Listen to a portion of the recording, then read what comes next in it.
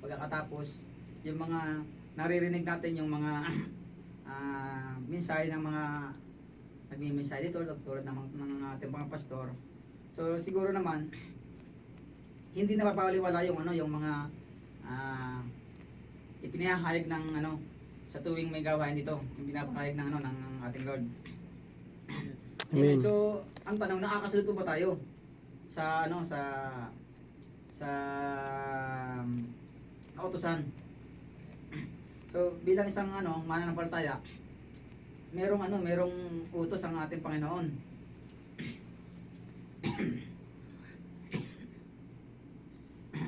Sino ba yung ano, yung bilang isang mananampalataya, sino ba yung ating inuuna?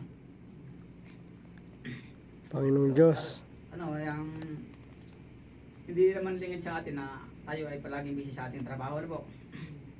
So, kumbaga dito tayo sa Saudi Arabia, ang ating purpose dito magtrabaho. Magtrabaho. Amen, para sa ating pamilya. Pero hindi naman masama yung ano, yung trabaho tayo ng trabaho kasi para sa pamilya natin yun eh. Pero huwag natin kakaligtaan na mayroon pa tayong ibang ano, may iba pa tayong responsibilidad na bilang isang mananampalataya, kailangan yung ating paglilingkod sa Panginoong Hesus andun palagi, hindi nananamlay. Kumbaga, lalo siyang ano, lalo siyang lumalalim.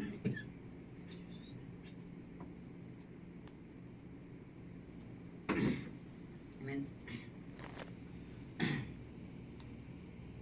So naalala niyo po ba yun? Minsan na ang Panginoong siya sa ano, nagpunta sa ano sa bahay ni na ano na sa Maria at Marta.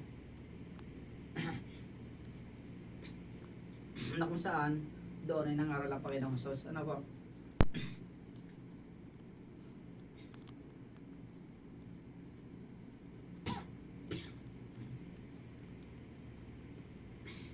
Ni Maria at ito ay hindi aalisin sa kanya. Amen. So ano po yung ano pagkakaintindi natin dito sa ano sa verse na ito? So bilang isang mananampalataya. So nandito tayo sa ano sa bansang Saudi Arabia na kaya nga po ang purpose natin dito ay magtrabaho na po. So minsan busy tayo sa ano sa trabaho, sa sobra sa ano sa overtime, o minsan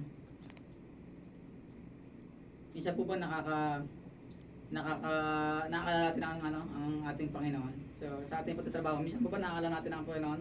Nakakapagbasa ba po tayo ng ano ng ating Bible? Amen. Amen. So dito sa amin po sa ano sa aming kumpanya. Ngayon ano yung trabaho ko talagang medyo mayroong ano yung increase na ano kaya porsigido kami sa aming ano makamit namin yung target. Kaya talagang yung ano namin yung aming pahinga, break time lamang, nakapokus talaga ako sa mga sa tauhan ko. So dito nga sa ano sa mensahe po na ano masyado kang abala sa lahat ng bagay.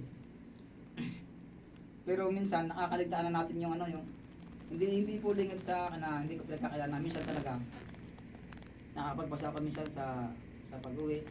Minsan pag break time nakapagbasa naman minsan ako. So minsan nabibisi tayo sa ano sa trabaho.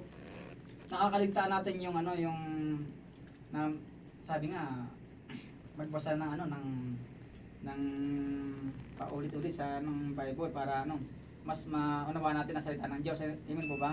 Amen. So, ang ginawa nito si Maria, naupo siya sa ano sa paanan ng Panginoong Hesus at nakinig ng mensahe ng salita ng Panginoon. Habang ito namang si Marta, abalang-abala. So, abalang-abala siya, pero hindi mo pumasa yung pong hahanda niya sa ating Panginoon, hindi naman po yung masama. Amen po ba?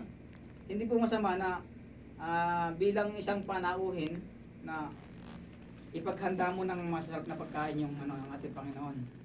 Pero ano po masabi ng Panginoong Hesus? Sabi niya dito sa ano sa huling verse, Marta, Marta, masyado kang abala sa lahat ng bagay. Amen. So, ang sabi niya, mas